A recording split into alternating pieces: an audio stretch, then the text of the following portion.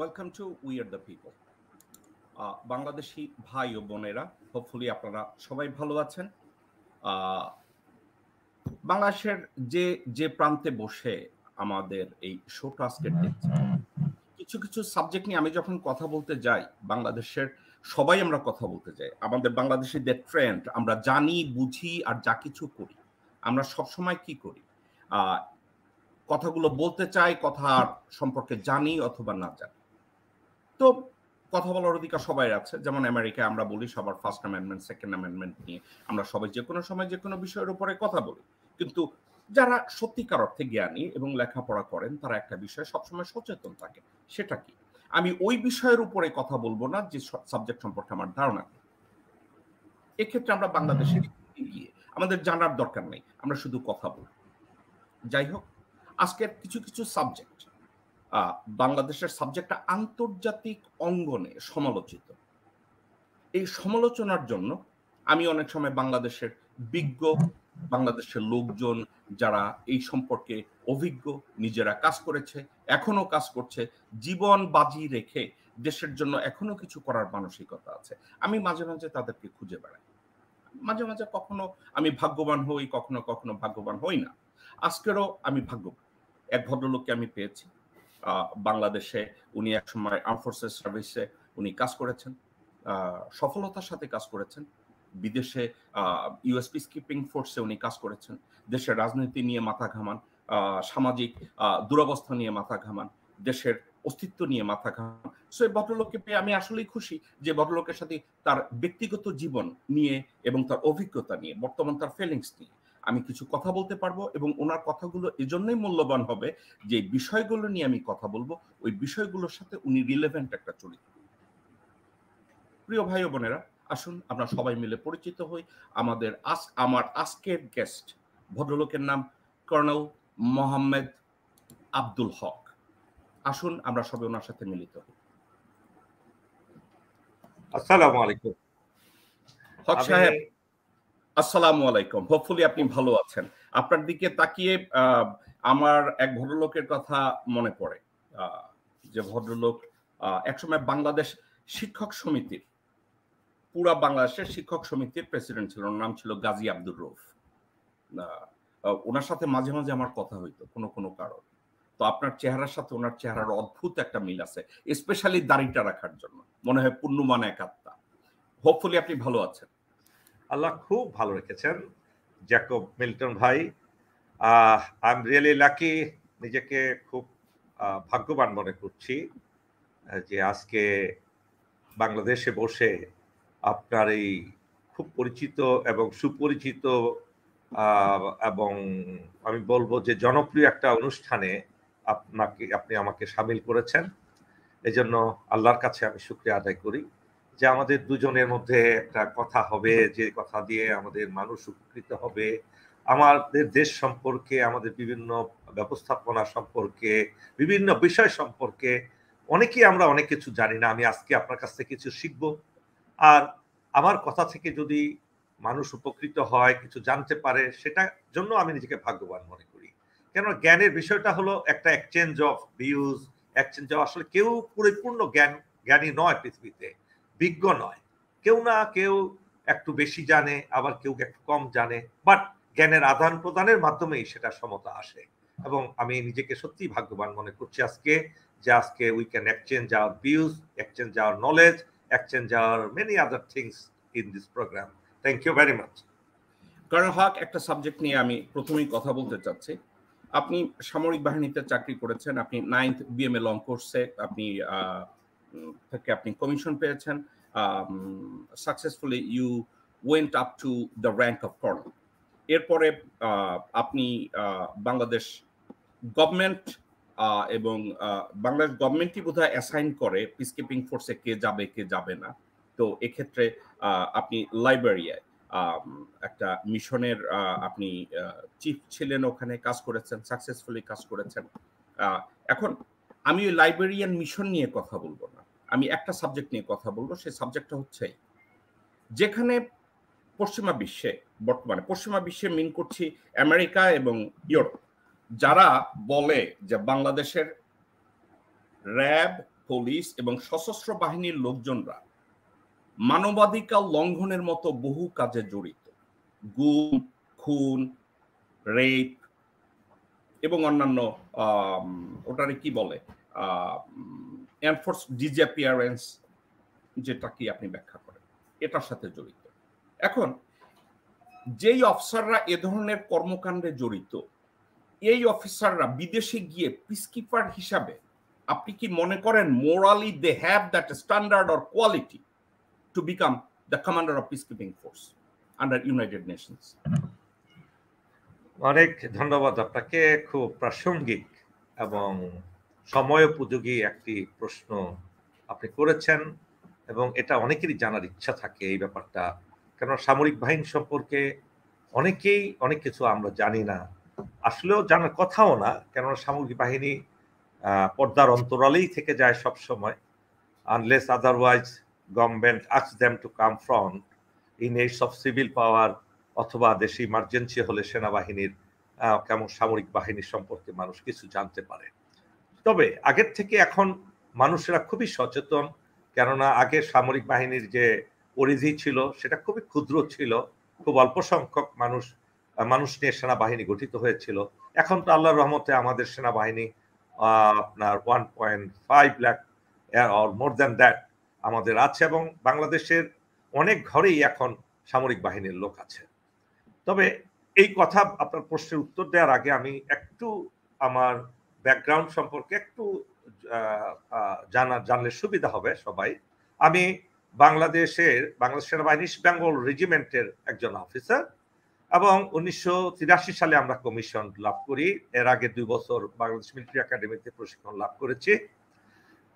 আমরা যখন কমিশন লাভ করি তখন বাংলাদেশে সামরিক আইন চলছিল, এবং জেনারেল এরশাদ তখন ক্ষমতায় ছিলেন, তিনি সেনাপ্রধানও ছিলেন এবং প্রধান সামরিক আইন প্রশাসকও ছিলেন। আমাদের সৌভাগ্য হয়েছিল যে আমরা কমিশন লাভের পরেই আমাদের রেজিমেন্টেশনের পরে আমাদের দৈনন্দিন যে কার্যক্রম, আমাদের যে প্রশিক্ষণ এবং অন্যান্য কার্যাবলীর পাশাপাশি আমরা সামরিক আইনের সহায়তা করতাম। আমরা জুনিয়র অফিসার হিসেবে আমার দায়িত্বপূর্ণ এলাকা ছিল ময়মনসিংহ, এবং কিছুদিন ময়মনসিংহ এবং বেশিরভাগ সময় নেত্রকোনা ডিস্ট্রিক্টে। তো সেই ক্ষেত্রে আমার সামরিক প্রশাসন এবং সিভিল প্রশাসন এই সম্পর্কে আমার কিছুটা জ্ঞান লাভ করি আমি, এবং পরবর্তীতে আমার সুযোগ হয়েছিল অপারেশন ক্লিন হার্টে আমি ঢাকা এবং মুন্সিগঞ্জের উপজেলাগুলোর আমি দায়িত্বে ছিলাম, এবং আমি জাতিসংঘ শান্তি মিশনের প্রথম মিশন করি 1994 সালে। পুরো বছরই ছিলাম আমি ইরাক এবং কুয়েতে, তখন শান্তি মিশনের, যেটাকে আনমিল বলা হয়, সেই আনমিলে আমি কোম্পানি কমান্ডার হিসেবে দায়িত্ব পালন করেছি। সেখানে আমার ব্যাপক অভিজ্ঞতা লাভ করি, বিভিন্ন দেশের সেনাবাহিনীর সাথে আমার যোগাযোগ ছিল, আমরা একসাথে কাজ করেছি, হেলিকপ্টার দিয়ে ডিউটি করেছি, এবং ফিজিক্যালি আমরা বিভিন্ন জায়গায় শান্তি প্রতিষ্ঠার জন্য চেষ্টা করেছি। এরপরে আরেকটা বড় সুযোগ আমার জীবনে এসেছিল, সেটা হলো লাইবেরিয়াতে 2006 সালে, এবং 6 এবং 7 প্রায় 1 বছর 2 মাসের মতো লাইবেরিয়াতে আমি এক কন্টিনজেন্ট কমান্ডার ছিলাম, এমন একটা জায়গায় যেখানে শান্তি প্রতিষ্ঠা ছিল খুবই একটা দুরূহ ব্যাপার, এবং যেটাকে বলা হয়, আপনি যেহেতু লাইবেরিয়া গিয়েছেন জ্যাকব ভাই, আপনি জানেন Nimba County was the den of Charles Taylor, you know it, Charles টেলরের ডেন বলা হতো সেখানে, এবং সেখানে ব্যাপক অশান্তি ছিল। আমার পূর্বেও সেখানে ছিল, এবং আমার ব্যাটালিয়ান, আমার নেতৃত্বে আমরা সকলে মিলে সেখানে এমন শান্তি প্রতিষ্ঠা করি, শুধু শান্তি প্রতিষ্ঠাই নয়, আমরা সেখানকার মানুষগুলোকে স্বাবলম্বী করেছি এবং শান্তিপ্রিয় করেছি। দীর্ঘ পরিশ্রমের ফসল। বাংলাদেশের আর্মি যে কত সুদক্ষভাবে মানুষকে পরিচালনা করতে পারে এবং মানুষের উপকার করতে পারে, ফিলান্থ্রপিক্যাল কাজ করতে পারে, সেটা ছিল একটা উদাহরণের ব্যাপার। এবং সেখানে I was very lucky that আমার অফিসারগুলো, সৈনিকরা সবাই ছিল খুবই ভালো, দক্ষ, এবং তারা এমনভাবে কাজ করেছে, going beyond their duties. President এলেন জনসন সার্লিফ, যিনি শান্তিতে নোবেল বিজয়ী একজন প্রেসিডেন্ট, তিনি আমাদেরকে দেখার জন্য 3 বার আমাদের ব্যাটালিয়নে এসেছিলেন, এবং আসার সময়, আমার বিদায়ের সময়, ওনার অফিসিয়াল প্রেসিডেন্সিয়াল অফিসে আমাদেরকে ডেকে তিনি বিদায় সংবর্ধনা দিয়েছেন। শুধু তিনিই না, তার মন্ত্রী পরিষদের অধিকাংশ সদস্য আমাদেরকে তার মন্ত্রণালয়ে ডেকে আমাদেরকে বিদায় সম্বর্ধনা দিয়েছেন। তো এই কথাটা বলার উদ্দেশ্য হলো যে যেই সাবজেক্টটি আজকে আমরা আলোচনা করছি, সে সেনাবাহিনীর একটা বিশাল ঐতিহ্য আছে। সেই ঐতিহ্যটা নিয়ে আমাদের জানতে হবে। সেটা হলো কি, এই সেনাবাহিনী কিন্তু হঠাৎ করে একটা গড়ে উঠে নাই। 1971 সালে যুদ্ধ হলো আর দেশ স্বাধীন হয়ে গেল আর আমরা সেনাবাহিনী হয়েছি, এটা আসলে জিনিসটা তা নয়। জিনিসটা হলো এই সেনাবাহিনী ছিল ব্রিটিশ পিরিয়ডে, আমাদের কিছু কিছু সেনাবাহিনী ছিল বিচ্ছিন্নভাবে বাঙালিদেরকে নিয়ে, বাট কোনো রেজিমেন্ট ছিল না। সেটা ব্রিটিশ আমলে আমাদের বেশ কিছু অফিসার আপনার স্যান্ড্রাস্টে কমিশন পেয়েছে, ইন্ডিয়ান মিলিটারি একাডেমিতে কমিশন পেয়েছে। যেমন আমার স্যান্ড্রাস্ট কমিশন ছিল, আমাদের ছিলেন major general Ishfaqul Majid, who was the second senior most in Pakistan army. উনি তখন পাকিস্তানে যখন native chief of commander in chief নিয়োগের সময় এসেছিল, তখন উনি ছিলেন second senior most. He was suppose to be commander in chief of Pakistan, কিন্তু বাঙালি হওয়ার কারণে ইস্কান্দার মির্জার চক্রান্তে তাকে না করে তার থেকে 4 বছরের জুনিয়র জেনারেল আইয়ুব খানকে করা হয়। আইয়ুব খান ও Sanders commission, but it was suppose to be the post of general Ishfaqul Majid. We are lucky to had such brilliant officer in our army. আবার দেখুন, পুরো ব্রিটিশ পিরিয়ডে 193 বছর যেটা শাসন করেছে, বাঙালিরই ছিল খুবই নির্যাতিত, নিষ্পেষিত ব্রিটিশ পিরিয়ডে। কেননা আপনাদের সবারই জানা আছে, ব্রিটিশরা কিন্তু প্রথমে এই বাংলার দখল থেকেই তাদের রাজত্ব শুরু করে। নবাব সিরাজউদ্দৌলাকে পরাজিত করে 1757 সালের 23শে June. Excuse me colonel Haque, আপনাকে একটু থামাতে হচ্ছে। আপনার এই কথার মধ্যেও আমার একটা প্রশ্ন ছিল। আপনি বলছেন ইশফাকুল মজিদকে আর্মি চিফ না বানিয়ে আইয়ুব খানকে বানানো হয়েছে।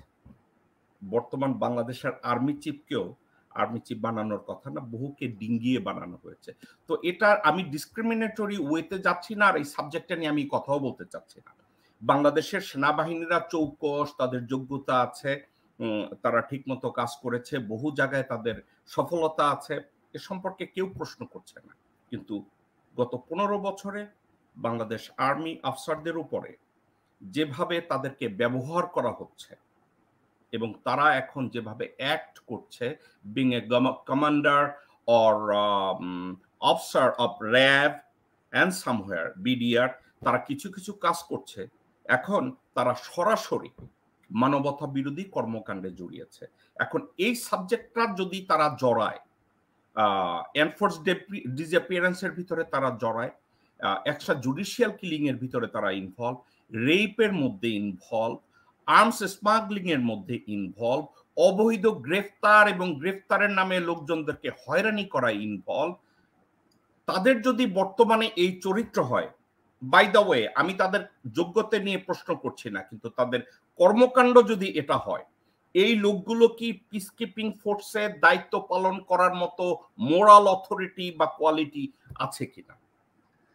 আমি বুঝতে পেরেছি আপনার প্রশ্নটা। দেখুন জ্যাকব ভাই, প্রথমত আমাদের সেনাবাহিনী কিংবা সামরিক বাহিনীর কাজ কিন্তু সেটা নয় যে দেশের আইন শৃঙ্খলা পরিস্থিতি রক্ষা করবে কিংবা আইন শৃঙ্খলা পরিস্থিতির সাথে জড়িয়ে যাবে।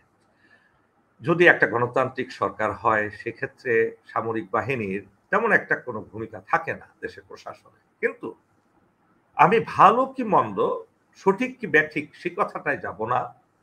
আমরা অপারেশন ক্লিন হার্ট করলাম 2002 সালে।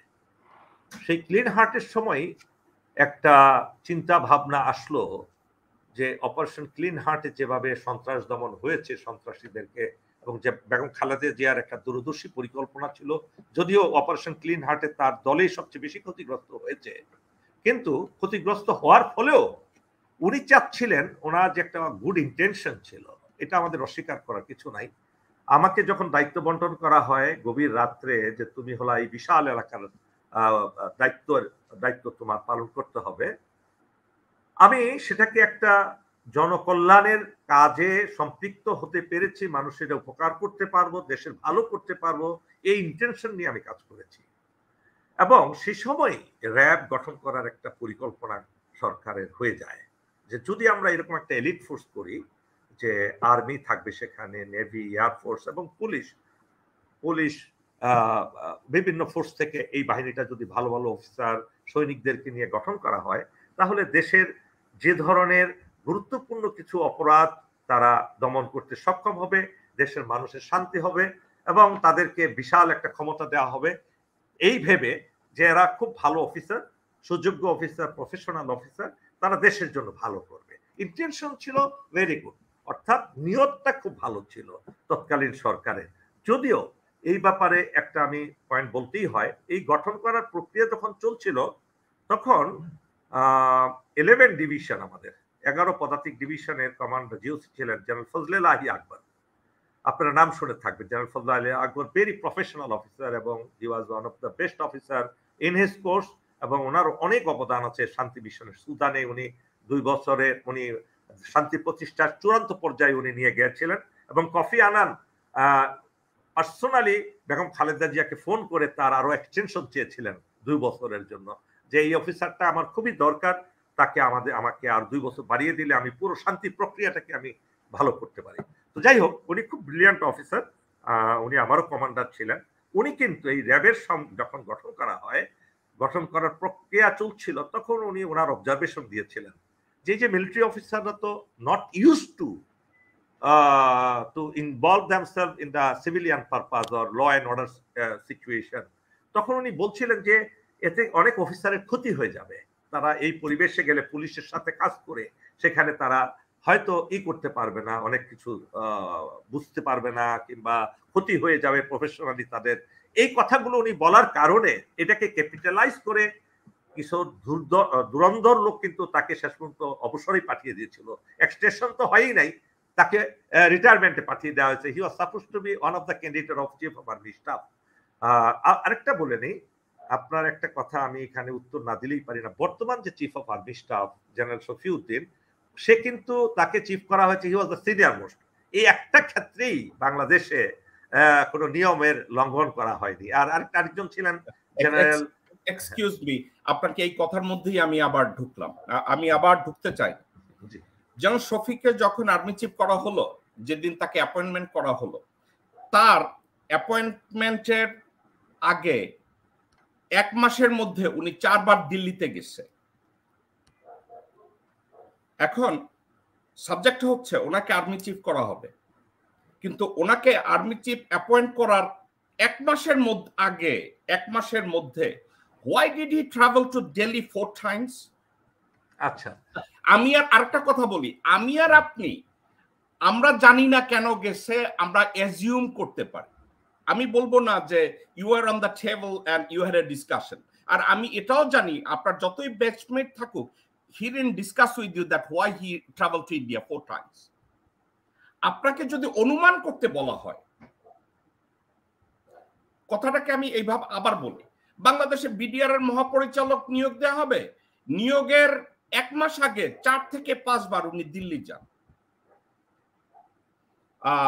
নৌবাহিনীর প্রধান করা হবে, নিয়োগের 1 থেকে 1.5 মাসের মধ্যে 7 থেকে 8 বার দিল্লি যান।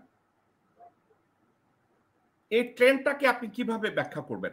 আমি এই প্রশ্নটা নিতে চাই না, কারণ আমি আপনার সাথে আলোচনায় আমি মজা পাচ্ছি, আপনার অভিজ্ঞতা সম্পর্কে আমি আনন্দ পাচ্ছি, কিন্তু একটা সাবজেক্টে আমার দর্শকদের মধ্যে একটা কমেন্ট আসছে যে কর্নেল হক সাহেব অন্যদিকে যাচ্ছে কেন, সরাসরি এই সাবজেক্টে কথা বলছেন। আচ্ছা, না যেহেতু আপনি জেনারেল শফিউদ্দিনকে বলেছেন বর্তমান চিফের কথা, আমি যেহেতু জানি এই বর্তমান চিফ সেনাপ্রধান কিন্তু একেবারে নিয়ম অনুযায়ী তাকে নিয়োগ করা হয়েছে। সিনিয়র মোস্ট লেফটেন্যান্ট জেনারেল ছিলেন যখন সেনাপ্রধান নিয়োগের সময় ছিল, এবং ওনাকে কাউকে ঢিঙ্গিয়ে করা হয়নি, এটা সকলেই জানার প্রয়োজন যে he was the senior most at that time. এবং not only senior most, he is a professionally sound officer. সব দিক বিবেচনা করে তিনি সর্বোচ্চ ইয়েতে ছিলেন বলেই তাকে করা হয়েছে। এখানে নিয়মের কোনো ব্যত্যয় ঘটেনি। আর আপনি যে কথাগুলো বলেছেন সেটা একটা বিশাল আলোচনার বিষয়, এবং সেই দিকে যদি যাই সেটা আপনার পুরো একটা অনুষ্ঠানে আমি নিতে পারি। কেন হচ্ছে, কারা দায়ী এর জন্য, শুধু সেটাই কি তাই? যদি আমি বলি যে সর্বোচ্চ পদ থেকে অন্যান্য সর্বোচ্চ পদও অনেক জায়গা থেকে ডিক্টেটর হয়েই হয় বাংলাদেশে, আপনি ওইদিকে আর যাব না আমরা। হ্যাঁ, যেহেতু বর্তমানে একটা কথা প্রচলন আছে, সামরিক বাহিনীতে যে একটা উইন্টার কালেকটিভ ট্রেনিং হয় প্রতি বছরে, এই ডিরেক্টিভটা দিল্লি থেকে আসে, এই কথাটাকে কি আপনি জানেন? এটা সঠিক নয়, এটা সঠিক না, এটা সম্পূর্ণ একটা বানানো কথা এবং বেশি প্রোপাগান্ডা। আমি মিলিটারিকে আমার জীবনের চেয়ে বেশি ভালোবাসি। সামরিক বাহিনী আমাকে অনেক কিছু দিয়েছে এবং এই সামরিক বাহিনীর জন্য আমি অনেক কিছু করেছি, দেশের জন্য অনেক কিছু করেছি। আমি এই কথা বলবো না, বিশ্বাস করবো না যে দিল্লি থেকে আসে, সেটা সঠিক নয়। এত ইনক্যাপাবল আমরা হয়ে যাইনি। তবে অনেকদিন আমাদের উইন্টার কালেক্টিভ বন্ধ ছিল, দীর্ঘ 8 বছর। এই প্রথমবার জেনারেল শফিউদ্দিন আর সোলজারদেরকে, বাংলাদেশ আর্মিকে টোটাল প্রফেশনালের দিকে, প্রফেশনালিজম নিয়ে আসার জন্য, প্রফেশনাল করার জন্য, this is the first time এই গত ডিসেম্বর মাসে আমাদের উইন্টার কালেক্টিভ হয়েছে। আপনারা হয়তো দেখেছেন, পত্রিকায় দেখেছেন, টিভিতে দেখেছেন যে খুব ভালোভাবে আমরা অনেক দিন পরে আমাদের সেনাবাহিনী উইন্টার কালেক্টিভ ট্রেনিং করেছে। আর আমি তাদেরকে বলবো যারা এই কথাটা বলেন যে দিল্লি থেকে আসে, এটা not right, this is not true. আমরা আর্মি, এতটুকু আমি বলতে পারি, আর্মি কিন্তু এমন একটা প্রতিষ্ঠান, তাদের রক্তের ভিত্তি। আমি আপনার সাথে একমত, কিন্তু আবার আমি আপনাকে ইন্টারসেপ্ট করব, বেয়াদবি নেবেন না। কথাটা হচ্ছে আমরা আর্মির ক্যাপাসিটি এবং অনেস্টি এবং তাদের ভিশন নিয়ে কেউ প্রশ্ন করছে না। আপনি যেভাবে উত্তরটা দিলেন, আপনি রাজনীতিবিদদের মতো উত্তর দিলেন। আমি প্রশ্নটা করেছি, do I think Bangladesh Army is capable to make their own manual for winter collective training? In my mind, there is no doubt. So আপনি যেটা বলছেন, আপনার কথার উত্তরে আমি বলছি, বাংলাদেশের কেউ ডাউট করে না যে বাংলাদেশ আর্মির উইন্টার কালেকটিভ ট্রেনিং এর ম্যানুয়াল করার যোগ্যতা নাই, আমরা এটা বলছি না। কিন্তু ম্যানুয়ালটা 2017 সালের 8ই এপ্রিলের পর থেকে যা কিছুই হয় দিল্লি থেকে আসে। আপনি বলছেন আপনি শিওর, আর আমি বলছি ডকুমেন্টারি, আমি শিওর যেটা এখন দিল্লি থেকে আসে 8ই এপ্রিল 2017 সালের পর থেকে। তো আপনি যে উত্তরটা দিচ্ছেন, আপনার উত্তরটাকে আমি বাইপাস করলাম, কারণ আমার কাছে এভিডেন্সিয়ারি প্রুফ সহ আমি বলি 2017 সালের 8ই এপ্রিলের পরে Bangladesh army they don't make any independent decision, they don't. এখন আপনার এই কথাটার জবাবে আপনি আমাকে বাংলাদেশের কারো সম্পর্কে আমি কোনো অসম্মান করে কথা বলতে চাই না। 2017 সালের 8ই এপ্রিল বাংলাদেশ যেই এমওইউ ভারতের সাথে সাইন করেছে, আমি এই সাবজেক্টে আজকে যেতে চাই না, জাস্ট আপনি বলেছেন, আমি কথাটাকে একটু ঢুকিয়ে দিলাম যাতে আমরা বুঝতে সুবিধা হয়। ওখানের একটা ক্লজ ছিল, ফরচুনেটলি বাংলাদেশ যেই এমওইউটা সাইন করেছে এটা বাংলাদেশের ডিসক্লোজ করা হয় নাই।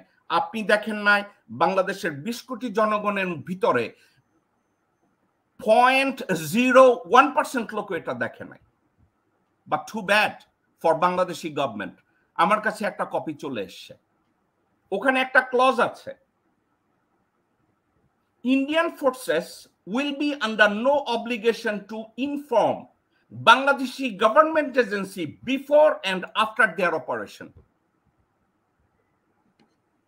If that is the case, what is the quality of Bangladesh Armed Forces service are you talking about? I'm not questioning their quality, I'm not questioning their qualification, I'm not questioning their intention, but their hands are tied.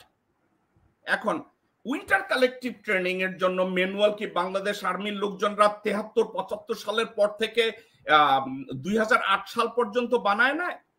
ওটা কি successful winter collective training ছিল? Absolutely. দেয়ার training manual ওয়াজ way মোর standard দেন Indian military manual. কিন্তু আমি যেই কথাটা বলতে চাচ্ছি যে 2017 সালের 8ই এপ্রিলের পরে আপনার কমরেডদেরকে সুযোগই দেওয়া হয় না ওই ম্যানুয়ালটা তৈরি করার। আমি ওই প্রশ্নটা আপনাকে করেছি। আচ্ছা জ্যাকব ভাই, বেবি আমি তো সেনাবাহিনীর মুখপাত্র নই, আর্মিরও মুখপাত্র, শুধু আমার জ্ঞান থেকে বলছি। আপনি যে পয়েন্টটা নিয়ে আসছেন, হয়তো আমি অনেক কিছুই আপনার চেয়ে বেশি জানি না, কমই জানি, বাট একটা জিনিস আমার মনে হয় এখানে একটু মিলিয়ে ফেলছি আমরা। সেটা হলো, একটা হলো winter collective training is absolutely a separate training for the military purpose. আমাদের কিভাবে যুদ্ধের সময় আমরা কিভাবে যুদ্ধ করবো, এই সেটা আমি লিসেন প্লিজ আমি শেষ করে নেই। আপনি যেই জিনিসটা পড়লেন সেটা হলো একটা MoU for carrying out operation inside Bangladesh, maybe by Indian army or Indian military forces বাংলাদেশের ভিতরে। এই যে আদানির যে ব্যাপারটা, আমি একটা অপ্রাসঙ্গিক আরেক অন্য একটা প্রসঙ্গে নিয়ে আসছি না, আদানির বিষয়টা কি আপনি জানতেন 1 মাস আগেও? আদানির বিষয়টা কি আমরা জানতাম না? না, আমরা বলছি যে গোপন চুক্তি যেগুলো হয়েছে, গোপন চুক্তি। হক ভাই, আপনি আমাকে জিজ্ঞাসা করছেন 1 মাস আগেও কি জানতেন? আপনার এই প্রশ্নটার উত্তর দিচ্ছি। 2017 সালের 9 এপ্রিল আমি জানি। Oh my God, I have very less idea about you. Now I find that you are very capable and very well informed individual, and you have very good keen interest about army. আমি আপনাকে বলি আমার কষ্ট লাগে, উনি যখন এই MoU sign করতে যায়, আমি আমেরিকান 150 লোক নিয়ে ইন্ডিয়ান হাই কমিশনের সামনে মুর্দাবাদ দিছি, বাংলাদেশ এম্বাসির সামনে মুর্দাবাদ দিছি, নিউ ইয়র্ক কনসুলেটের সামনে মুর্দাবাদ দিছি। 8 এপ্রিল সাইন করছে, 5, 6, 7 ইউএস গভর্নমেন্টের পারমিশন নিয়ে আমি এই কাজগুলো করেছিলাম। কি কথা শুনে? আমি তো বাংলাদেশের কোনো রাজনীতি করি না, আমি বাংলাদেশের কোনো রাজনীতিবিদ না, আমি হচ্ছি বাংলাদেশি দালাল। বাংলাদেশের কাজ করবে, বাংলাদেশের ভালো হবে, আমি ওই দলে আছি, ওইখানে আছি। গুড, আই অ্যাপ্রিশিয়েট, এবং আমি আপনার সাথে আছি। আপনি যেই মানব ধারণা পোষণ করেন, আমি একই ধারণা পোষণ করি, একই চিন্তা চেতনার লোক আমরা। অ্যাকচুয়ালি একজন পেট্রিয়ট, দেশপ্রেমিক লোকের কাজ, যদি সত্যিকারে কাউকে আপনি দেশপ্রেমিক বলতে চান, that should be the way of thinking, এবং সবকিছু একজন দেশপ্রেমিকের কাছ থেকে এভাবেই মানুষ আশা করে। একজন দেশপ্রেমিক মানুষ, সে আর্মি হোক, পুলিশ হোক, সাধারণ জনগণ হোক, সে কখনো দেশের স্বার্থ বিকিয়ে দিতে পারে না, কখনো পারে না। আমি আর আপনি এই সাবজেক্টটা কনক্লুড করতে পারি যে বাংলা, আপনি একটা কথা বলেছেন, আপনার কথাটাই আমি নোট করলাম, যে বাংলাদেশ আর্ম ফোর্সেস সার্ভিসের লোকজনরা যখন সিভিল অ্যাডমিনিস্ট্রেশনের সাথে কাজ করে, they are not familiar with that nature of the job, but somehow they got involve. এখন ইনভলভ হওয়ার পরে, whether due to their unfamiliarity on those particular subject or their moral decoy, তারা ইনভলভ হয়েছে illegal কিছু কাজ কারবারের ভিতরে। এই কাজগুলো যদি 15 বছর কন্টিনিউয়াসলি গভর্নমেন্ট তাদের দিয়ে করায়, whether willingly or unwillingly, do you think that officer has a moral qualification and principle to become a commander of peacekeeping forces? আমার এটা সিম্পল, আপনি ইয়েস নো উত্তর দিবেন। আমি বুঝতে পেরেছি আপনার কথা। একটা অফিসার কন্টিনিউয়াসলি সেখানে থাকেন না, 2 বছর 3 বছর, সর্বোচ্চ হয়তো 4 বছর কোন একটা অ্যাপয়েন্টমেন্টে থাকতে পারে। সব অফিসারই কিন্তু ইনভলভ হয়ে নেই এই ধরনের মোরাল টার্পিচুডের ব্যাপারে, or not all officers, not all officer, there are কিছু কিছু লোকের রক্ত খারাপ আছে। দেখেন, বাংলাদেশের সব লোক কিন্তু ব্লু ব্লাডের লোক নয়। আমরা কিন্তু বাংলাদেশে অনেকে গবেষণা করে বের করেছে 79 জিনের লোক আছে আমাদের বাংলাদেশে, আর সুইজারল্যান্ডে আছে মাত্র 1টা জিনের লোক। আমাদের 79 জিন। আমি জানি না, আমি এটা একটা জায়গায় পড়েছি, কতটুকু সত্য, you may be knowing better than me. এই যে বহু বৈচিত্র্যের লোকের মিলন মেলা বাংলাদেশে, এই মানুষগুলোকে একটা ফর্মের মধ্যে নিয়ে মিলিটারি একাডেমিতে অফিসারদের 2 বছর কিংবা 2.5 বছর প্রশিক্ষণের মাধ্যমে কিন্তু আপনি জিন পরিবর্তন করতে পারবেন না, আপনি তার ব্যাকগ্রাউন্ড পরিবর্তন করতে পারবে না। তার বাবা একটা অসৎ অফিসার ছিলেন, ঘুষখোর, সুদখোর, অন্যায় কিংবা হত্যাকারী, এই ধরনের ফ্যামিলি থেকেও তো অনেক সন্তান এসছে। এখন কথা হলো, পুলিশের nature of job as a whole, Bangladesh সামরিক বাহিনীকে দুর্বল করার জন্য একটা যে বহুবিধ চক্রান্ত সবসময় ছিল, 1948 সাল থেকে ছিল, 47 সাল থেকে ছিল, এখনো আছে, ভবিষ্যতেও থাকবে। কেননা আপনি কি বলতে চাচ্ছেন যে বাংলাদেশের সামরিক বাহিনী শক্তিশালী হোক, প্রফেশনাল হোক, স্ট্রং হোক, পৃথিবীর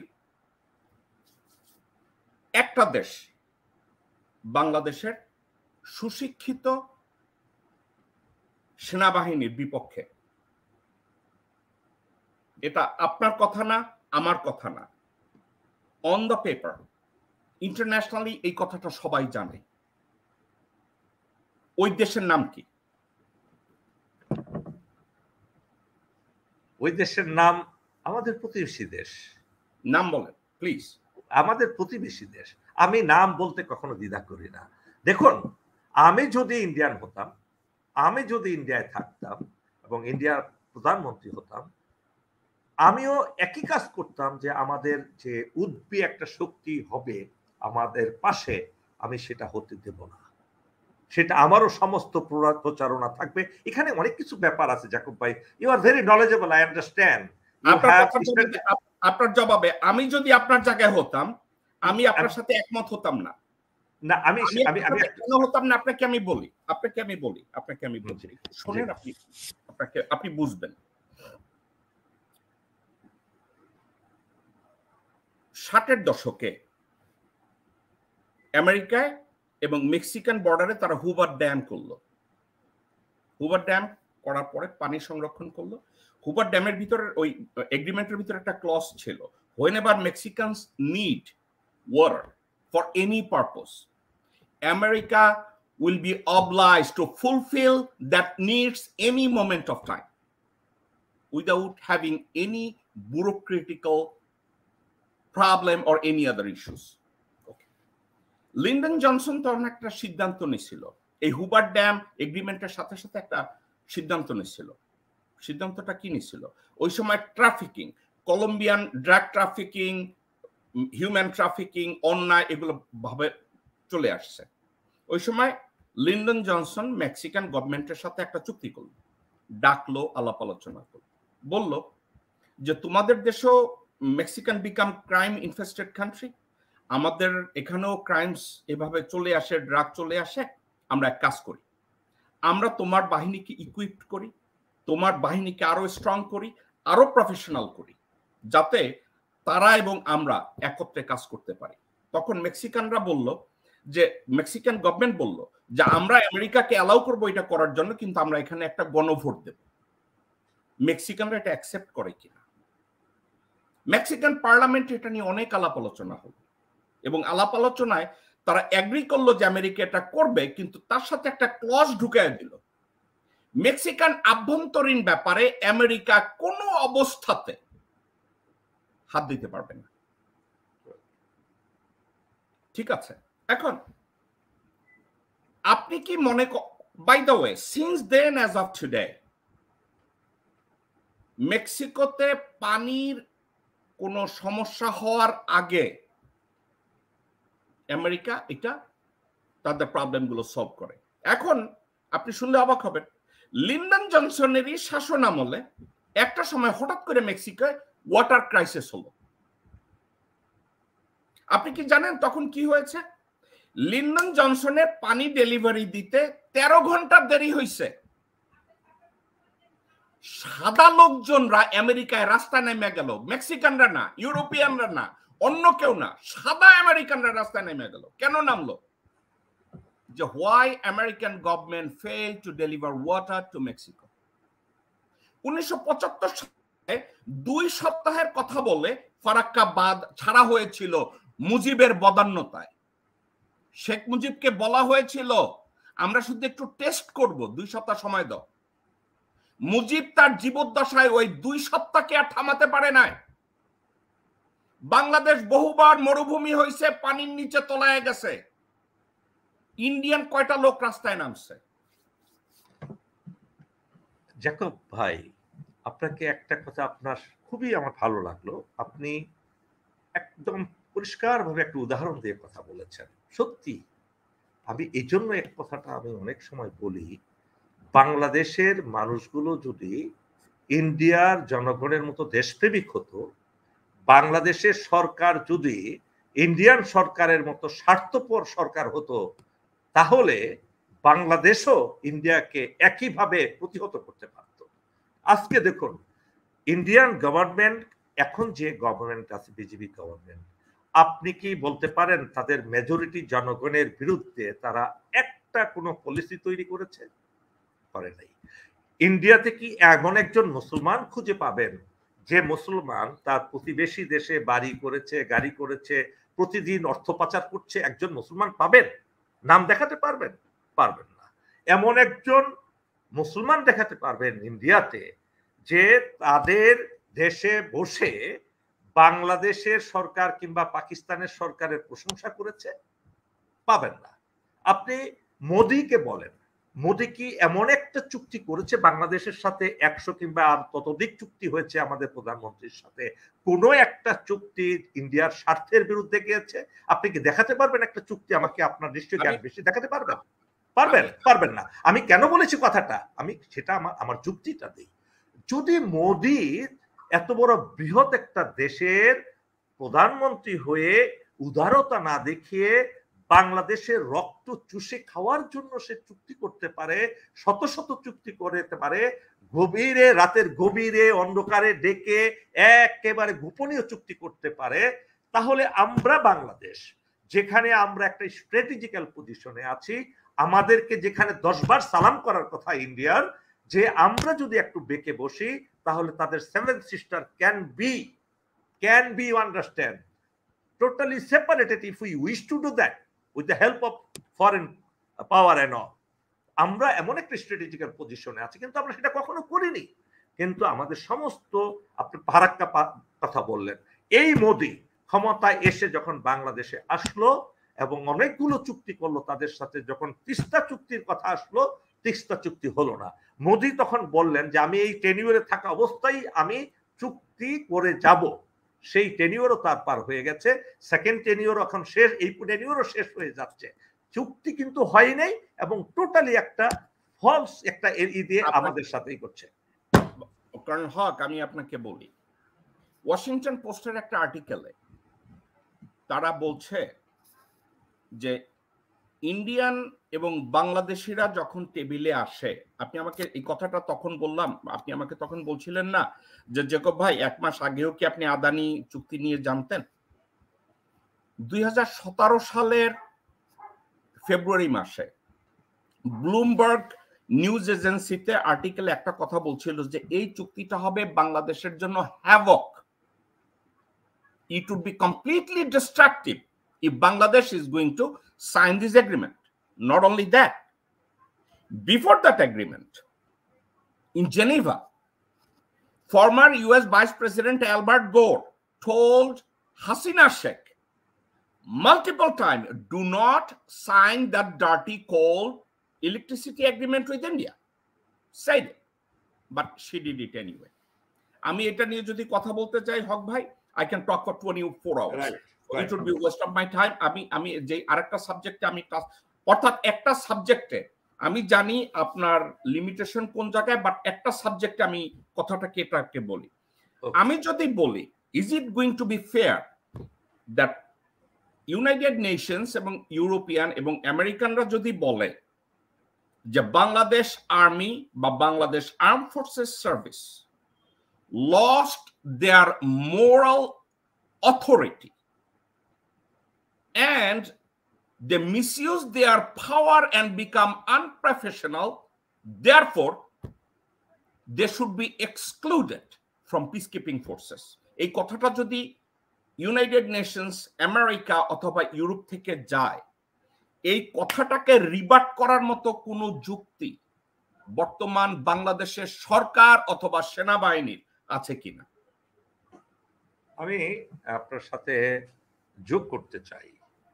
আমি এটা না বা হা বলবো না, আমি তো এতটুকু বলতে চাই, বাংলাদেশ আর্মি কিন্তু, কিংবা সামরিক বাহিনী, আমি বলবো আর্মি, নেভি, এয়ারফোর্স, সামরিক বাহিনী, মিলিটারি ফোর্স, এখানে কিন্তু আপনার মুষ্টিমেয় কিছু লোক যারা র্যাবে চাকরি করেছে, তারা এই ধরনের অনৈতিক কাজের সাথে জড়িত হয়ে পড়েছিল, সবাই নয়। এখন এই ধরনের অপরাধ কিন্তু পৃথিবীর সব দেশের সামরিক বাহিনীতেই এগুলো হয়ে থাকে। আজকে আমি বলি, প্লিজ ডোন্ট মাইন্ড, আমি কোনো নিজেকে করতে চাই না। আমেরিকান আর্মি তো পৃথিবীর সব দেশই আছে, পিসকিপিং মিশনে আছে। তারা কি গোয়েন্তানামো যে কারাগারটা এখনো আছে কিনা জানি না, সেখানে পাকিস্তান, আফগানিস্তানের অসংখ্য যেগুলো মানবাধিকার লঙ্ঘনের কাজ করেনি। এবং শুধু আপনি ইন্ডিয়ান আর্মির কথা ধরেন, আমি ইন্ডিয়ার কথা বলছি, আপনি বলুন ইন্ডিয়াতে, আমি কিন্তু সাপোর্ট করছি না, ইন্ডিয়াতে কাশ্মীরে এবং বিভিন্ন জায়গায় ইন্ডিয়ান আর্মি যে অ্যাট্রোসিটি করেছে এখনো করছে, এটা কি ইতিহাসে নেই? আপনি যদি এই পাকিস্তান আর্মির কথা বলেন, পাকিস্তান আর্মি তাদের নর্থ ওয়েস্ট ফ্রন্টিয়ার প্রভিন্সে তারা করছে না? এমন কোন আর্মি আপনি দেখুন, ইরাকের যে আর্মি তারাও করেছে। আপনি ইসরায়েলি আর্মি আজকে যে অ্যাট্রোসিটি করছে, পৃথিবীতে কোনো আর্মি এরকম অ্যাট্রোসিটি করছে না, পৃথিবীর কোনো আর্মি না। তো সুতরাং শুধু আমাদের বাংলাদেশে র্যাবে খুব বেশি হলে 10, 15, 20 এই ধরনের অফিসার যদি করে থাকে, সেটার জন্য তাদেরকে কাস্টডিতে নেওয়া হচ্ছে। হ্যাঁ, বলতে পারেন যে তাদেরকে কেন এখনো শাস্তি কার্যকরী হয় নাই কিংবা এরকম হয় নাই, বাট আর্মি তো যারা চালান, যারা হেড অফ দ্য অ্যাফেয়ার্স থাকেন, তারা কিন্তু কখনো চায় না তার একজন অফিসার খারাপ হোক, একজন অফিসার নিয়ম বহির্ভূত কাজ করুক, একটা অফিসার মোরাল টার্পিটিউডে গিয়ে সে চাকরি হারাক। এটা কিন্তু সেনাবাহিনীর কোনো ভালো কমান্ডার কখনো চাবেন না। আমি যেমন কমান্ডার চাই। জি, একটা কম্প্যারিজন বাংলাদেশে করে, যেটা আপনিও এখন করলেন, যে আমেরিকান আর্মিতে কি হিউম্যান রাইটস ভায়োলেট করে না বাইরে পিসকিপিং ডিউটিতে যাওয়ার সময়? রাশিয়ানরা করে না, ইন্ডিয়ানরা করে না, চাইনিজরা করে না। আপনি তৃতীয় বিশ্বের গরিব একটা দেশ বাংলাদেশ, যাদের বাজেটের 2/3 আসে খয়রাতের উপরে, আপনি ওই দেশের একটা কার্যক্রমকে তুলনা করবেন আমেরিকার সাথে, চায়নার সাথে, ইউরোপের সাথে? আপনাদের মানে এই কথাটা আপনারা যখন বলেন, আপনাদের মনে হয় না যে আমরা সাইজে 5 ফিট 8 ইঞ্চি, কিন্তু মানবিক দিক থেকে, দৃষ্টিভঙ্গির দিক থেকে আমাদের সাইজ আরো ছোট? একটা কথা আপনাকে যে কথাটা আমি বলি, আমেরিকার একজন বিখ্যাত মিলিটারি স্ট্র্যাটেজিস্ট এবং joint chief of staff Colin Powell একদিন কথায় কথায়, by the way I knew him personally, because তার হাউস আর তার বাসা আর আমার বাসার দূরত্ব 3 মিনিটের ড্রাইভিং ডিস্টেন্স। আচ্ছা, কর্নেল পাওয়েল একটা কথা বলছিলেন, সে কথাটা এমন ছিল যে উনি ছিলেন নেটিভ জামাইকান, ওনার অ্যানসেস্টররা ছিল জামাইকান। তো উনি কথায় কথায় বলছিল, জামাইকা আমারে বলছে, Jacob, I went to Jamaica and those people are asking my strategy in regards to US Army. তো আমি জামাইকান প্রেসিডেন্টকে বলছি যে তোমরা এটা এফোর্ড করো না, আমার কাছ থেকে এই আইডিয়া নিয়ে কোনো লাভ নাই, it just waste of my time and your time. Right. তো এই কথাটা যখন বলছে জামাইকান প্রেসিডেন্ট, তখন তার দিকে ঘুরে বলছিল, প্রথমে একটু অফেন্ডেড হয়েছিল, কিন্তু পরবর্তী সময় সে সিরিয়ালে যখন বুঝাইছে, তখন দেখছে there is no comparison. America একটা মিলিটারি স্ট্র্যাটেজি অথবা মিলিটারি ট্রেনিং অথবা মিলিটারিকে ইকুইপ করার জন্য যেই বাজেট থাকে, এর ধারে কাছেও জামাইকানরা নাই। আমি এই কথাটা কেন বলছি জানেন? আমেরিকা হলো পৃথিবীর এই মুহূর্তে একমাত্র সুপার পাওয়ার। জাপান, চায়না এরা ইকোনমিক পাওয়ার, ইউরোপিয়ানরা ন্যাটোর মধ্যে, ইসির মধ্যে। এখন এটা দিলে আমার মনে হয় বাংলাদেশি ভাই বোনেরা আপনাদের বুঝতে অসুবিধা হবে। আমি ঠান্ডা মাথায় আরেকটু বলি, বসুন্ধরার চোরা শাহ আলম 5 লক্ষ টাকা দিয়ে বেশ্যা হায়ার করতে পারবে, এই জন্য আমি জেকব মিল্টন কিন্তু পারবো না, কারণ আমারও তো পয়সা নাই। তো আমি কি করতে পারবো? আমি বেশ্যা হায়ার করবো না, আমি ধর্মমতে একটা বিয়া করব, ঘর সংসার করবো, আমার ওই আকাম করার দরকার নেই। এখন আমি যদি দাঁড়ায় বলি শাহ আলম করছে, আমি করব না কেন, লোকজন আমারে বলবে শালা পাগল হয়েছে। বাংলাদেশি রাজনীতিবিদরা বা বাংলাদেশের কোন জনগণ কথায় কথায় যদি বলে আমেরিকা এইটা করছে, ভারত এইটা করছে, আমরা করলে দোষ কোথায়? We can not afford. Why? Because day after tomorrow আমরা আস্তে করে বলবো আমাদের বাজেটের 2/3 শর্ট, আব্বাজান আমার এটা লাগবে। দেয়ারফর এইটার জন্য আমরা না বলি, এটার জন্য আমরা চিন্তা না করি। আরো একটা কথা, কর্নেল হক উদাহরণ দিয়ে বলেছে আবু গরিব প্রিজন নিয়ে, আফগানিস্তানে মিলিটারি অ্যাট্রোসিটিস নিয়ে। He is absolutely right. আমি এর প্রতিবাদ, আমি এটাকে ডিসএগ্রি করতেছি না, ইট হ্যাপেন্স। এখন একটা কথা আপনাদেরকে আমি বলি, ওই অফিসাররা যখন আমেরিকা এসছে তাদের সবাই এফজিসিএম ফেস করছে। এই আমি এফজিসিএম যেটা বললাম হক সাহেব বুঝেছে আমি কি বুঝছি, সবাই ফিল্ড জেনারেল কোর্ট মার্শাল তারা ফেস করেছে। এখন বলবেন তারা কি বিচারের নামে ড্রামা করেছে? হেই, করতেই পারে। যেখানে বাংলাদেশে নিরপরাধ 5টা লোকরে কোন প্রকার জুডিশিয়াল প্রসেস ছাড়া ঝুলাই দিয়ে কইছে আমরা মানবতা বিরোধী বিচার করছি, তো আপনারা আমেরিকার দিকে তাকান কেন? তারা কি করছে? তবু তো তারা একটা সঠিকভাবে একটা বিচার কার্য সম্পন্ন করছে মিলিটারি ট্রাইব্যুনালে, করছে তো। হক সাহেব যদি আমাকে এই কথাটা বলতেন তাহলে আমি এই কমেন্টার দিকে যেতাম না। উনি যদি এই কথাটা বলতেন যে যদি ইউনাইটেড নেশনস বা আমেরিকানরা অথবা ইউরোপিয়ানরা অবজেকশন দেয় যে বাংলাদেশ থেকে পিস কিপিং ফোর্স নেবে না, সেক্ষেত্রে আমেরিকা এবং আর্মির একটা উত্তর আছে। সে উত্তরটা কি জানেন হক সাহেব? র্যাবে, পুলিশে বা সিভিল অ্যাডমিনিস্ট্রেশনে অথবা বিডিআর এ যেসব অফিসাররা কাজ করেছে তাদেরকে আমরা পিস কিপিং ফোর্সে পাঠাবো না। Whether those people were involved in a crimes in moral turpitude or others, doesn't matter.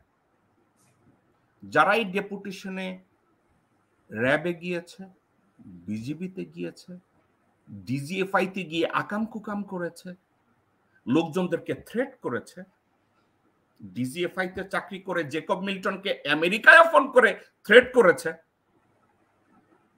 এদেরকে পিসকিপিং ফোর্সে না, they should be apprehended without giving any notice and they should put before a military tribunal. এইটা যদি বলে তাইলে United Nations এবং আমেরিকানরা, ইউরোপিয়ানরা বলবে well let's see. কিন্তু এই কথাটাও তো বলার জায়গা নাই। আমেরিকা 7 জন কুকুরছানার উপরে স্যাংশন দিয়েছে, বর্তমান সরকার তাদের বিচার করা তো দূরের থাক, তাদেরকে প্রমোশন দিচ্ছে, তাদেরকে দিয়ে আরো খুন করাচ্ছে, তাদেরকে দিয়ে আরো অ্যাট্রোসিয়াস কর্মকাণ্ডের ভিতরে ইনভলভ করাচ্ছে। এরপরে তো আমরা আর্মির যোগ্যতা, আর্মির মোরাল, আর্মি এইটা আর্মি সেইটা এগুলো নিয়ে কথা বলার তো অপশন নেই। By the way, put that subject. আরেকটা কথা কর্নেল হক, আমি আপনাকে বলি, গত 2-3 বছর ধরে বাংলাদেশ পুলিশকে ইকুইপড করা হচ্ছে হ্যাভি উইপেনারি দিয়ে।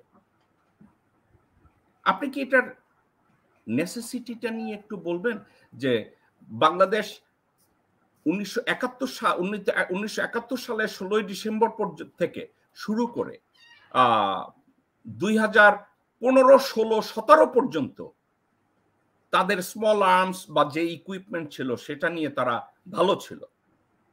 সাডেনলি তাদেরকে গত 2-3 বছর ধরে হ্যাভি উইপেনারি দেওয়া হচ্ছে, তাদেরকে ট্রেনিং করানো হচ্ছে। আপনি কি এই দৃষ্টিভঙ্গিটা বা প্রয়োজনীয়তাটা নিয়ে, বাই দ্য ওয়ে অ্যাগেইন আমি আবার ঘুরে যাই, আমি আর আপনি ওখানে ছিলাম না, কি সিদ্ধান্ত হয়েছে, বাট অনুমান যদি করতে পারি, আপনি কি আমার দর্শকদেরকে একটু বলবেন পুলিশদের এই হ্যাভি ওয়েপেনারি কেন জরুরি? খুব আমার মনের একটা প্রশ্ন আপনি করেছেন। এটা শুধু আজকে আপনার কাছ থেকেই না, এটা নিয়ে আমাদের মধ্যে আলোচনা হয় বিভিন্ন সময় যখন আমরা বসি। বাংলাদেশ সেনাবাহিনীর একটা আত্মঘাতী কাজ হলো আমার দৃষ্টিতে, আমি কিন্তু মিলিটারি অফিসার বলবো না, আমি একজন সাধারণ নাগরিক হিসেবে একটা আমার মন্তব্যটা শুধু বলছি, please don't consider it to be as military representative. Bangladesh সেনাবাহিনীর আত্মঘাতী একটা সিদ্ধান্ত হলো র্যাবে তাদের জনবলকে প্রেরণ করা আন্ডার পুলিশ কমান্ডার। আত্মঘাতী। আমি নিজেকে একজন মিলিটারির প্রাক্তন সদস্য হিসাবে আমি নিজেও লজ্জাবোধ করি, ঘৃণা বোধ করি যে পুলিশে আন্ডার কমান্ড হয়ে মিলিটারি অফিসাররা চাকরি করবে। 1 নাম্বার। আমি কিন্তু আপনার পুরো উত্তরটা দেওয়ার পর আপনি কথা বলবেন, please don't stop me in between. এটা হলো সবচেয়ে একটা খারাপ সিদ্ধান্ত সেনাবাহিনী। এতে কি হয়েছে, বাংলাদেশ সেনাবাহিনী সম্পর্কে পুলিশের যে একটা বিশাল ধারণা ছিল, সেই ধারণাগুলো একটা স্ফিয়ার অফ আননোন ছিল সব সময়। কিন্তু যখন একজন পুলিশ অফিসার এসে অনেকগুলো army officer, army, navy, air force officer তার আন্ডার কমান্ড পেল, তাদের বডি ল্যাঙ্গুয়েজ চেঞ্জ হয়ে গেল। তারা নিজেকে সুপিরিয়র ভাবা শুরু করলেন। এবং আপনি লক্ষ্য করে থাকবেন, দর্শকরা যারা দেখছেন, যারাই রেবে আসে তারাই পুলিশের আইজি হয়ে যাচ্ছেন। বিগত বেশ কয়েকটা উদাহরণ আমাদের চোখের সামনে আছে। এই জিনিসটা হয়েছে কিন্তু এই যে আর্মিকে কমান্ড করে যে তারা অনেক কিছু জানতে পারে, অনেক কিছু বুঝতে পারে, এবং আর্মি থেকেও নিজেদেরকে সুপিরিয়র হিসাবে গড়ে তোলার জন্য তারা কিন্তু সার্বিক প্রচেষ্টাগুলো চালায় আইজি হওয়ার পরে। এবং এখন দেখুন, এই যে গতকাল একটা থানা উদ্বোধন হলো। এক মিনিট, একটা থানা উদ্বোধন হলো, আমি কোথায় জানি পত্রিকায় দেখলাম, একটা থানা, আপনাকে বলছি,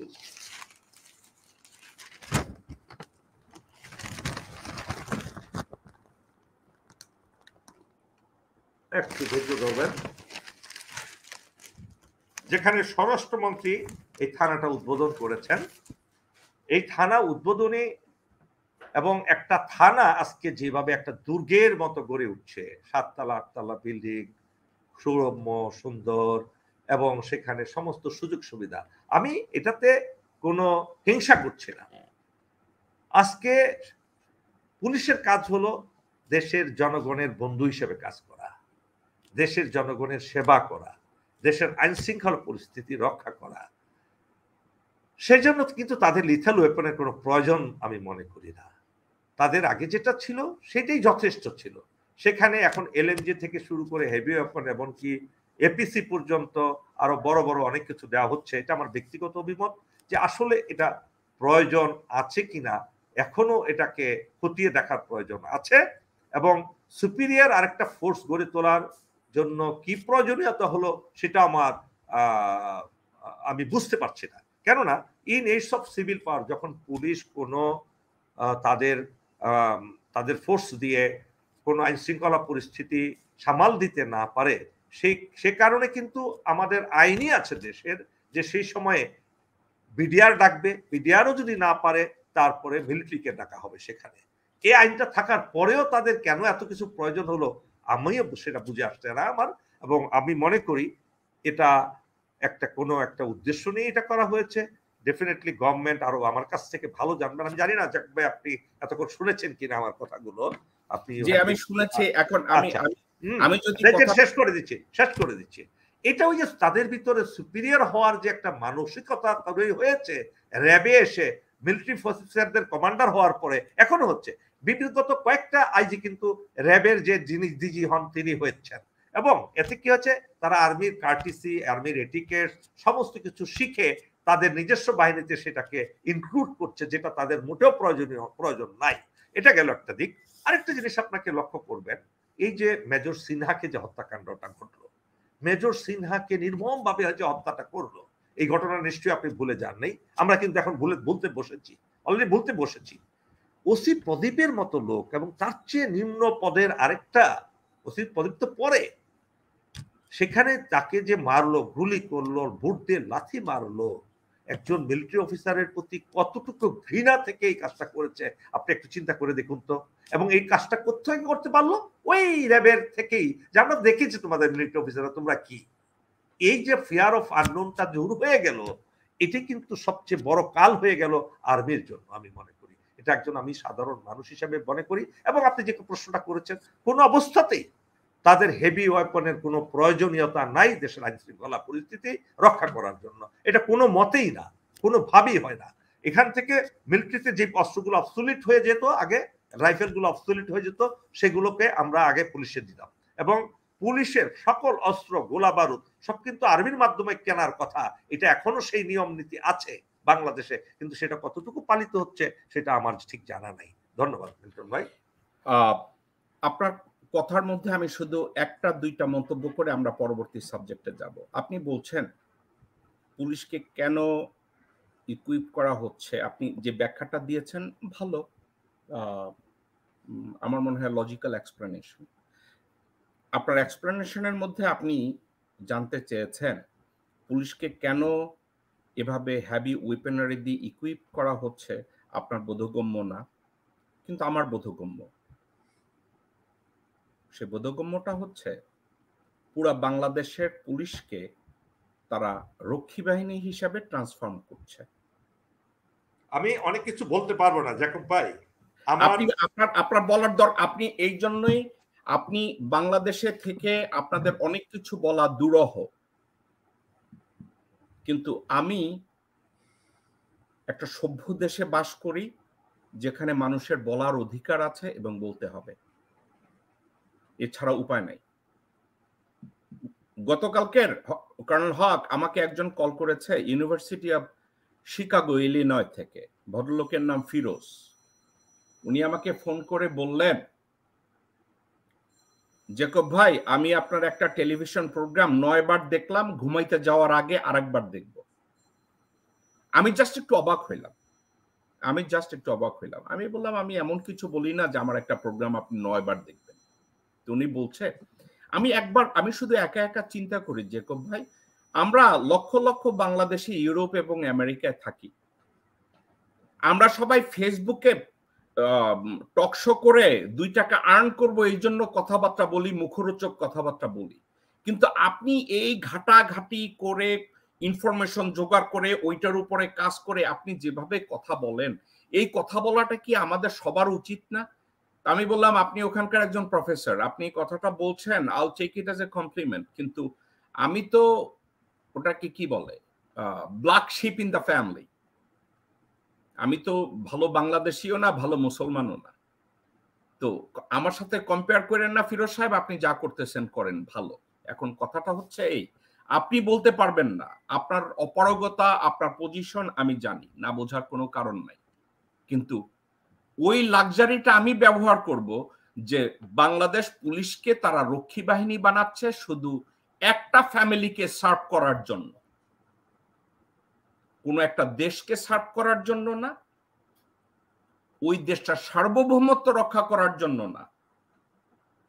আপনাকে আমি 1947-এর আমি পিছনের ইতিহাসে আলোচনায় যাইতে চাই না, কারণ বাংলাদেশের রাজনীতিবিদ এবং লোকজনদের একটা বদভ্যাস আছে, তাদেরকে যদি আপনি বাংলাদেশের কোনো পলিসি নিয়ে কথা বলতে যান, তারা লাভ দিয়ে 71 সালে কে কার কোথায় আগুন জ্বালাইছে আর কে কি করছে এগুলো নিয়ে কথা বলতে ব্যস্ত হয়ে যায়, পলিসির উপরে তারা কথাই বলতে চায় না। কিন্তু আমি প্রাসঙ্গিকভাবে আপনাকে কথাটা বলব, কাশ্মীর পাকিস্তানে যাবে না ইন্ডিয়ায় যাবে, এইটা নিয়ে যখন আলাপ আলোচনাগুলো হচ্ছিল তখন ইন্ডিয়ানরা খুঁজে বের করছিল ফারুক আব্দুল্লাহ, তারা বুঝছিল যে এই হারামজাদাকে দিয়েই আমাদের পারপোজ সার্ভ হবে, এবং ওই পারপোজ সার্ভ আজকের পর্যন্ত হচ্ছে। এখন প্রতিবেশী তথাকথিত বন্ধুরাষ্ট্র ভারতও যদি মুজিব শেখের মেয়ে হাসিনা শেখের মধ্যে ফারুক আব্দুল্লাহ পেয়ে থাকে, আপনার আর আমার অবাক হওয়ার কিছু নাই, আপনার বলার দরকার নাই। পৃথিবীর সবাই কেউই এই যুগে আর গাধা না, এখন রিকশালাও বসে বসে ফেসবুক চালায়, চিন্তা না করার কোনো কারণ নাই। Okay, come to the next point. বাংলাদেশের জনসংখ্যার 90% আমি জানি মুসলিম ধর্মাবলম্বী, 93% লাস্ট যেটা গণশুমারি হলো সেই অনুযায়ী।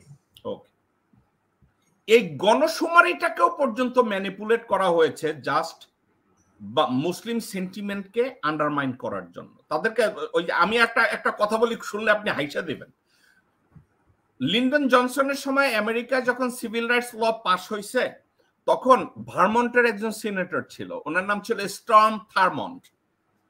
উনি ছিল রেড নেক, উনি কালোদের মানে কালো যে কোনো লোকরে দেখা হইলে তার নাম জানতে চাইতো না, কইতো মিস্টার নিগ্রো, ঠিক আছে? তো উনি স্টর্ম থারমন্ট খুব গোসা হইলেন যে সিভিল রাইটস এর কি দরকার, ল পাস হওয়ার কেন দরকার?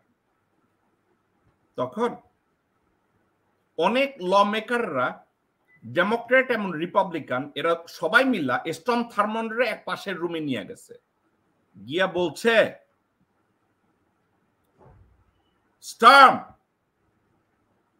রাস্তার মধ্যে ঘেউয়ানোর জন্য কালোদের কথা কওয়ার অধিকার দাও, ওইটা লইয়েই ওরা শান্তিতে থাক। শাসনটা তো আমরাই করি। তো এই যে গণশুমারি করতে গিয়া 93% কইছে, আর আমরা মুসলমানরা আলহামদুলিল্লাহ কইয়া জিকির উঠাইছি। বিরক্তিকর সত্য কি জানেন? ওই 93% মুসলমান আদমশুমারিতে আসে না। আদমশুমারিতে প্রকৃত নাম্বার ছিল 90-রও কম, কিন্তু দেখানো কেন হয়েছে?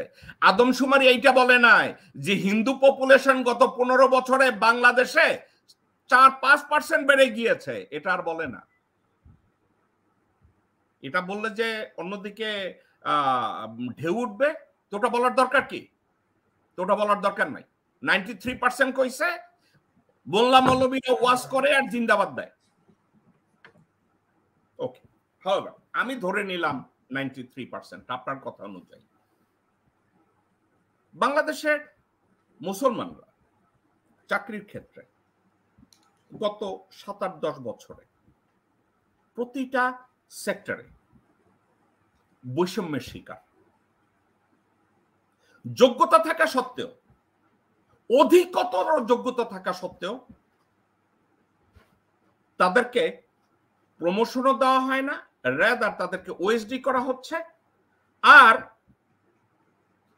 কান্তশীল, মহাদেব সাহা, মৃণাল কান্তি, এই ধরনের লোকজন যারাই আছে সবাইকে 400-500 deputy secretary, assistant secretary, joint secretary, additional secretary, secretary, ব্যাংকের chairman, governor, deputy director, director, DCDB, commissioner, police super. তো এখন বাংলাদেশে সংখ্যাগরিষ্ঠ 93% মুসলিম জনগোষ্ঠী থাকার পরেও, যোগ্যতা থাকার পরেও মুসলমানরা বাংলাদেশে বিভিন্ন ক্ষেত্রে, চাকরির ক্ষেত্রে, সামাজিক ক্ষেত্রে, রাজনৈতিক ক্ষেত্রে বৈষম্যের শিকার। এই মন্তব্যটাকে আপনি কিভাবে দেখেন? জাকব ভাই, আপনার সাথে আমি দ্বিমত করার কোনো যুক্তি কিংবা কোনো উপাদান আমার কাছে নাই। আপনি কিন্তু আপনার কথা শুরুতে আব্দুল্লাহর কথা বলেছেন, কাশ্মীরে। আপনার প্রশ্নের মধ্যেই, আপনার কথার মধ্যে কিন্তু আপনার উত্তর নিহিত আছে। আপনার উত্তর নিহিত আছে। আপনাকে, আপনার কাছ থেকে যদি আমি একটা সুবিধা নেই, বড় ধরনের সুবিধা, অবৈধ সুবিধা নেই, আপনি আমাকে যদি অবৈধ সুবিধা দেন, সেই অবৈধ সুবিধার বিনিময়ে কিন্তু আমাকে অনেক কিছু আপনাকে দিতে হবে, অনেক কিছু দিতে হবে। আপনি যা চাবেন, আপনি যা চাবেন। আমি আরেকটা কথা বলে নি জাকব ভাই, আমি আপনাদের আনফরচুনেট, আমি যা কিছুই দেব ইনক্লুডিং রাষ্ট্র, তাতে অসুবিধা কি? আমার স্বার্থ তো উদ্ধার হইল। কারেক্ট। এখন আপনি বলুন, এই যে ইন্ডিয়াতে, আমরা অনেকে ভারত বলি, আসলে দেশটার নাম কিন্তু ইন্ডিয়া। আমরা ভারত বলতে বলতে এমন অভ্যস্ত হয়ে গেছি। ভারত ছিল এক সময় যখন এটা উপমহাদেশ ছিল, এটা কিন্তু ইন্ডিয়া। ইন্ডিয়া বলাটাই সমীচীন বলে মনে করি আমরা, এটা অভ্যাস করা উচিত আমাদের। ইন্ডিয়াতে যায়, ইন্ডিয়াতে অনেক কিছু জায়েজ আছে, তাদের ধর্মও জায়েজ আছে। সে অশ্লীলতা, নানা ধরনের কুকীর্তি করা, চরিত্র নষ্ট করা তাদের কাছে কিন্তু ব্যাপারই না। তাদের যে ছায়াছবিগুলো আছে, তাদের যে নাটক, ছায়াছবি ইত্যাদি হয়, নর্তকী থেকে শুরু করে, তাদের ওইখানে কিন্তু ওই ধরনের লোকের কিংবা মহিলাদের অভাব নাই। আমাদের অনেকে গিয়ে, বিভিন্ন দেশের থেকে গিয়ে নেতা নেত্রী অনেক বড় পর্যায়ে এমন ফাঁদে পড়ে সমস্ত ভিডিও করে রেখে দেয়, ভিডিও করে, এবং তাদেরকে আবার ওই পদে বসায়, বড় বড় পদে বসায়। বসানোর পরে ওই ছায়াছবিগুলো, সেই ভিডিওগুলো তাদের অস্ত্র হয়ে যায়, যে এই যে আছে, কিন্তু যদি উলট পালট করো, উল্টা পাল্টা করো, এই যে দেখাই দেবো, রাষ্ট্র করে দেব। আমরা অনেক ক্ষেত্রে এই শিকারে পরিণত হয়েছি, পূর্বেও হয়েছি, বর্তমানেও হচ্ছি, ভবিষ্যতেও কতটুকু আমরা রক্ষা করতে পারবো নিজেদেরকে আমরা জানি না। সেজন্য উত্তম চরিত্রের অধিকারী না হলে রাষ্ট্র পর্যায়ে, সরকার পরিচালনায়, বিভিন্ন পদবিতে, গুরুত্বপূর্ণ পদবিতে যারা থাকবেন, তারা যদি উত্তম চরিত্রের অধিকারী না হন এবং সত্যিকার অর্থেই তাদের মৃত্যুর ভয়, আল্লাহর ভয় না থাকে, তাহলে তাদের দ্বারা এগুলো করা কিংবা এগুলো ফাঁদে পড়াটা খুব সহজ হয়ে যায়, এবং তারা পড়ছে সেই ফাঁদে। এবং এটা খুব, পৃথিবীতে তো 3W is a very very common thing to derail anybody in the world, to derail anybody in the world. And আমরা সেই ফাঁদে, 3W ফাঁদে আমরা পড়ে আমরা দেশকেও বিক্রি করতে আমরা এতটুকু দ্বিধান্বিত হই না। জ্যাকব ভাই, I think you know the answer, I know the answer, and many other people know the answer. So I think if we do not need to proceed further on this issue, especially on this issue. Colonel Haque, আপনাকে আপনার অনেক মেহেরবানি, এতটুকু রাত্রি জেগে আপনি আমাকে আরো আপনি, আমি কিন্তু ওই সাবজেক্ট আমি বলছি না যে আমাদের টকশো শেষ করে দেন, আমি বলছি শুধু ওই বিষয়টা। আমরা আমাদের সময়ের আমরা শেষ ধাপে, আমরা একটা কথা আছে না, সুখের সময় খুব তাড়াতাড়ি যায়। আমি আপনার সাথে কথা বলে আমি খুব এনজয় করতেছিলাম, যদিও আপনি আমার কথা এনজয় করবেন না, কারণ আমার কথাবার্তা কেউ পছন্দ করে না। না, এটা ঠিক বললেন না, আমি পছন্দ করি।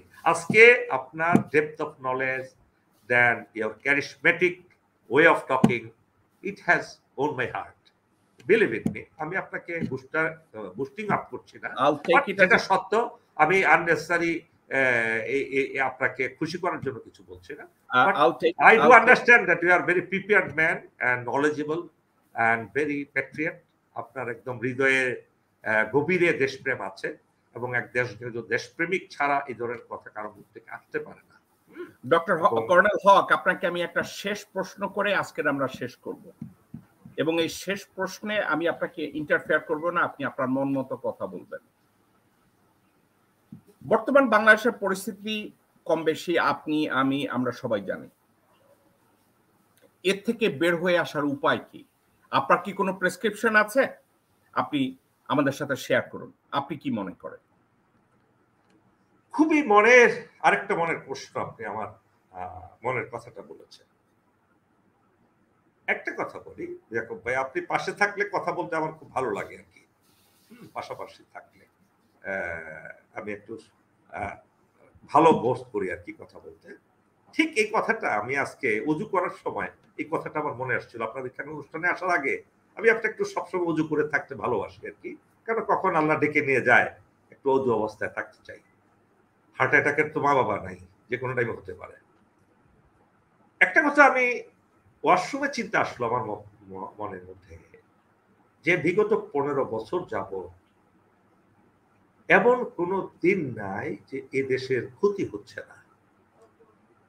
এই অবস্থা যদি, এই জিনিসটা যদি বিএনপি ক্ষমতায় থাকতো, বিএনপি শুরুর দিন থেকে 6 মাসের মাথায় এই বর্তমান আওয়ামী লীগ যদি বিরোধী দলে থাকতো, এই আওয়ামী লীগ শুধু অন্য দল নয়, এমনকি জামাতকেও তাদের দলে ভিড়িয়ে বিএনপি সরকারকে পদচ্যুত করার জন্য, উৎখাত করার জন্য 6 মাসের বেশি সময় নিত না।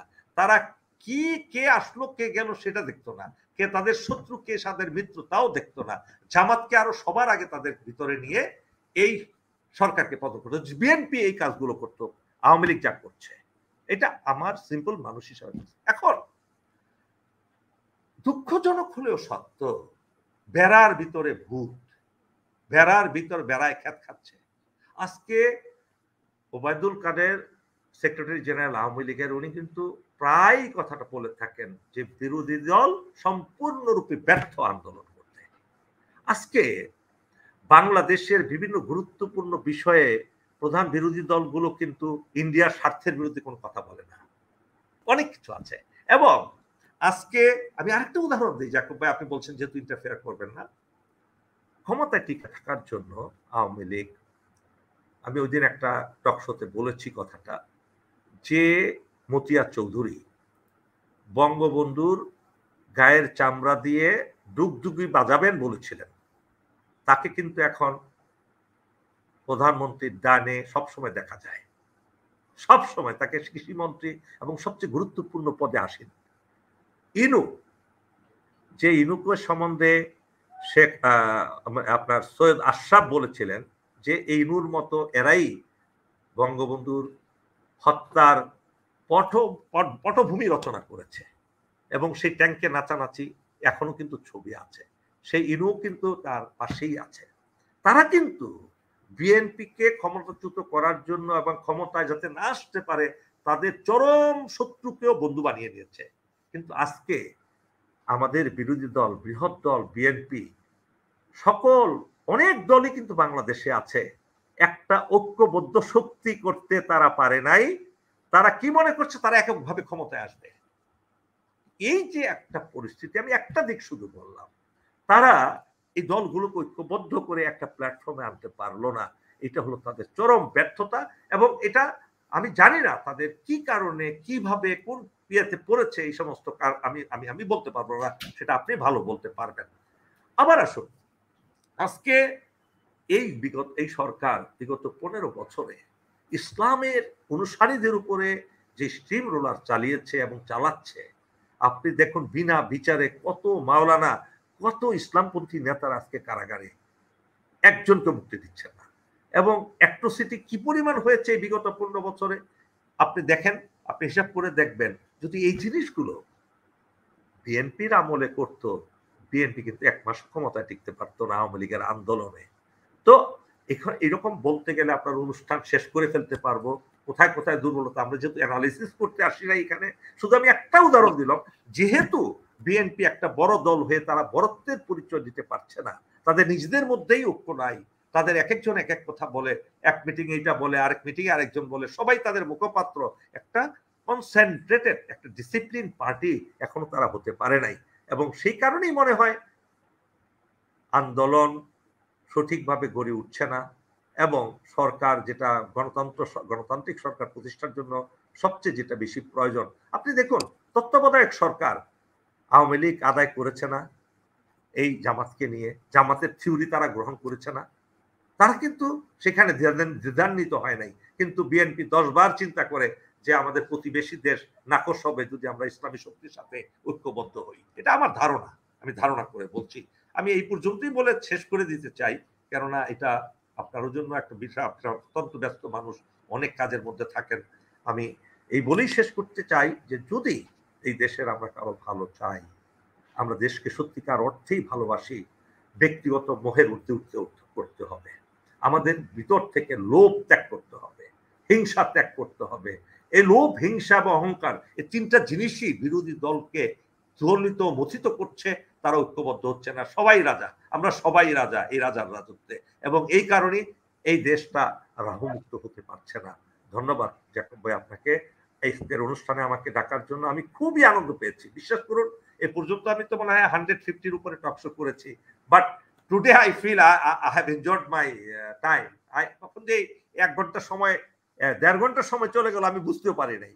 আমি খুব মজা পেয়েছি, খুব মজা পেয়েছি, এবং আশা করি ভবিষ্যতে যদি আল্লাহ বাঁচিয়ে রাখেন, সুযোগ দেন, that you are very amiable person, এবং আপনার সাথে কথা বলে আমি আনন্দ পাচ্ছি এবং ভবিষ্যতে পাবো আশা করি। অনেক অনেক ধন্যবাদ দর্শক শ্রোতাদেরকে, যে অনেক কিছুই আমরা আরো ভবিষ্যতে ইনশাল্লাহ কথা বলে জ্ঞানের আদান প্রদান করতে পারি, এবং যা করব সবই দেশের মঙ্গলের জন্য করব। এবং আমি এই কবিতাটা সবসময় পড়ি, সবারে বাসরে ভালো, নইলে মনের কালো বুঝবে না রে, আছে তোর যাহা ভালো, ফুলের মতো দেশ সবারে। ধন্যবাদ। কর্নেল হক, আমাদেরকে সময় দেওয়ার জন্য, আমাকে সময় দেওয়ার জন্য, এবং দেশের এই ক্রান্তি লগ্নে নিজের জীবনের উপরে ঝুঁকি নিয়েও আপনি আমার সাথে কথা বলেছেন, দেশবাসীকে অনেক বিষয়ে অবহিত করার চেষ্টা করেছেন। আমি এখানে করতে পারি, আমি নিশ্চিত যে আমার কথা বলার অধিকার আছে, কিন্তু আপনি তারপরেও করছেন, এটা ঝুঁকি, এটা আপনার দেশপ্রেমের পরিচয়। অর্থাৎ আপনার জীবন বিপন্ন করে হলেও আপনি যে দেশকে ভালোবাসেন এবং যা কিছু বলছেন এবং করছেন, আমি বিশ্বাস করি এটা নির্দ্বিধায় করছেন। আর যে কোনো মুসলমানের জন্য দেশকে ভালোবাসা ইমানি দায়িত্ব। আমি এত ভালো মুসলমান না, কর্নেল হক হয়তো আমার চেয়ে ভালো মুসলমান, আমি এতটুকু জানি উনি ওনার ইমানি দায়িত্ব পালন করছেন। প্রিয় দর্শক, আজকের আমরা যা জানলাম, ইন দ্য ফিউচার আমি অবশ্যই কর্নেল হককে নিয়ে আবার কথা বলবো। ওনার কাছ থেকে বহু কিছু জানার আছে। ইনশাল্লাহ যদি আমাদের দেশের কাজে লাগে আমি আশা করব, যদি কথাটাকে আমি উইথড্র করি, নিশ্চয়ই ওনার এই অভিজ্ঞতা বা আমাদের আলাপ আলোচনা দেশের কারো না কারো কোথাও না কোথাও কাজে লাগবে, এই আশা করছি। কর্নেল হক, আসসালামু আলাইকুম। হোপফুলি আপনার সাথে আবার দেখা হবে ভাইয়া, ভালো থাকেন। আসসালামু আলাইকুম।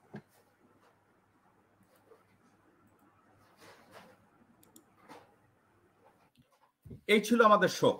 প্রিয় দর্শক, ইনশাল্লাহ আপনাদের সাথে আবার দেখা হবে এবং যে কোনো বিষয় নিয়ে সামনে আমরা আবার এগিয়ে যাব।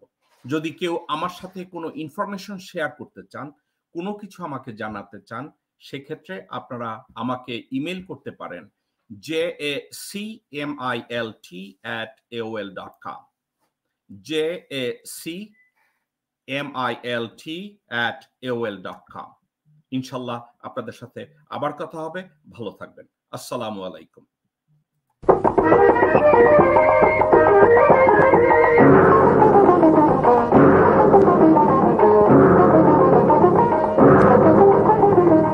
কারা রইল বোকাপাট, কারা রইল বোকাপাট, ভেঙে ফেল কর্নেল পাট, রক্ত জামার শিকল পুজোর ভাষণ বেদি। ওরে ও তরুণ নিশান, ওরে ও তরুণ নিশান, বাজে তোর গলায় বিশাল ধ্বংস নিশান, মরুক প্রাচীর প্রাচীর ভেদি। কারা রইল বোকাপাট।